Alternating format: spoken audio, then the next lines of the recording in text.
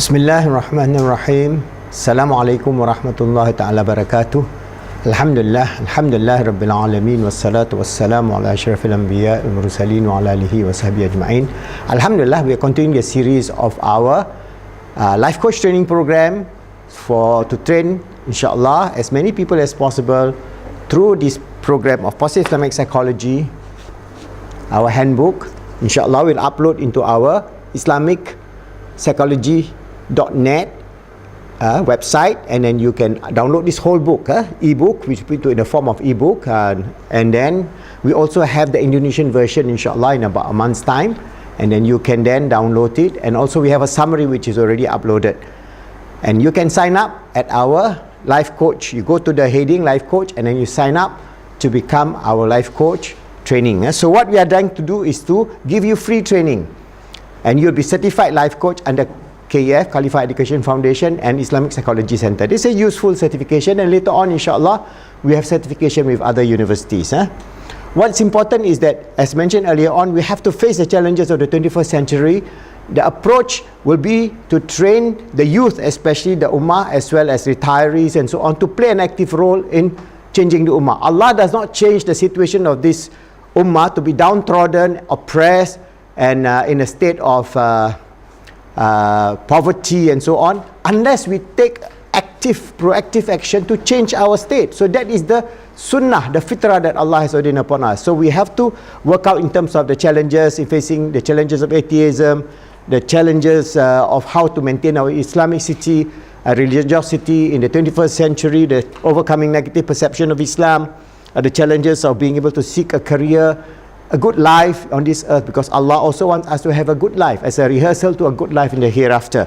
So this is the program, our Excel Ummah program, to train 10,000 of you, inshallah, throughout the world. So we are now targeting within Malaysia, then we go to Indonesia, we go to Bangladesh, we go to Pakistan, we go to the US, we go to Europe, everywhere in the world.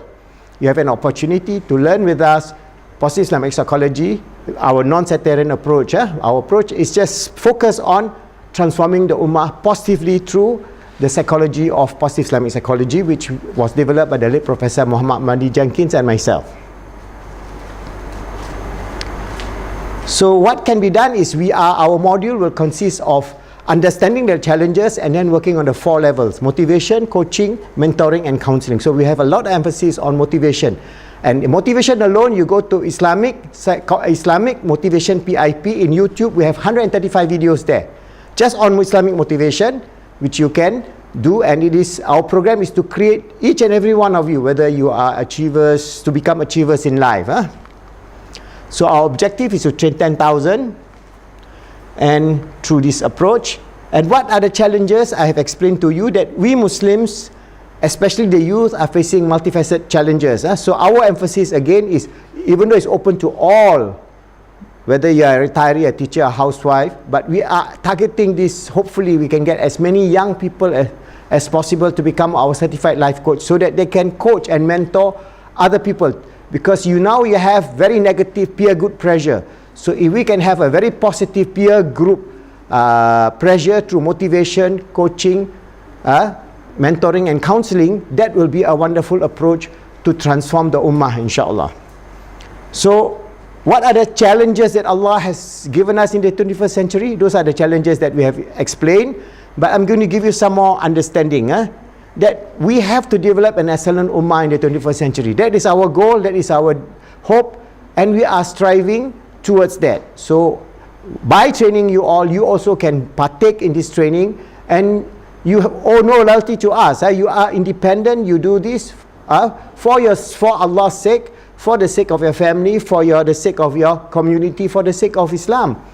We don't expect anything in return, inshallah. We just want you to learn from us, then be achievers, independent activists in your life, rather than wasting your time watching TV, just spending time playing video games and get addicted to many of these nonsensical things in this dunya, the pool of the haywaniyah and the nafsul ammarah, that result in us wasting our time, wasting our life, and living nothing in terms of our amal, for Allah subhanahu wa ta'ala in the next world.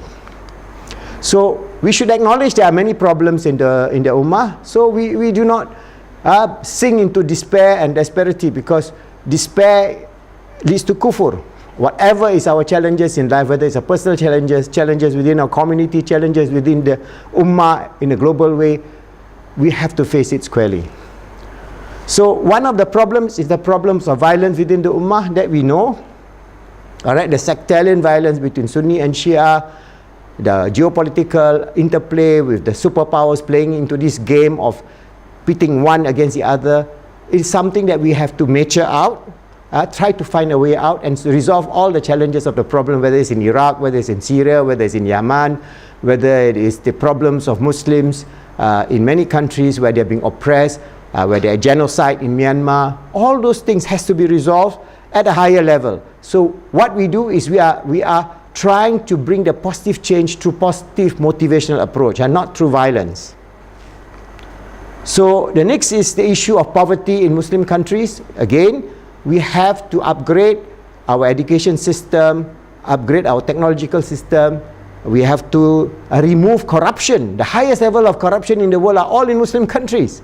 So you have, for every dollar that is being spent, $9 is being siphoned off by corrupt officials. So that naturally destroys Muslim countries all over the world. So we are at the bottom of the pit because of the greed of our own politicians and officials and so on. So we must have this movement of trying to correct that, not by killing them, but by motivational counseling, coaching approach. Then the UN report has listed us as among the worst of all countries in the world. So we are the lower. So remember, civilization goes, it up, and then the tide will come. So Allah tells us in Al-Quran that Allah will change our state, in which we are living now, to the state of peace and tranquility, which Allah gives us. Bismillahirrahmanirrahim. Wa'adallahu alladhina amanu minkum wa amilus salihat la yastahlifannahum fil ardi kama istakhlafa alladhina min qablihim wa limakkinana lahum dinahum alladhi irtada lahum wa yubaddilannahum min ba'di khawfihim amna ya'budunani la yushrikuna bi shay'a wa man kafara ba'da dhalika fa ulaika humul khasirun. So Allah tells us that whatever state that we are now, we are living in a state of fear. If you worship Allah and do righteous deed, Allah will change your current state and allow you to become leaders in this world, in this planet Earth. That is the promise of Allah. And He will remove our fear, our worry, our downtroddenness, our oppression that we are going through, to a state of what? Allah tells us a state of peace and tranquility. That is what Allah wants for the ummah. That is what Allah wants for all humanity. So we have to change within that framework of the 21st century. And the approach will be motivational, coaching, mentoring, and counseling. Very simple, very useful approach, inshallah. So the next issue, technical and socio-economic challenges, as we go into the world of artificial intelligence, robotics, semiconductors, internet, and so many of these new technologies, we will have displacement of billions of humanity. Together with climate change and the destruction of the ecosystem, wallahu alam, how bad and how terrible this is going to be within the next 50 years, only Allah knows. But deep in our heart, we know that we can do something good. So don't be despair.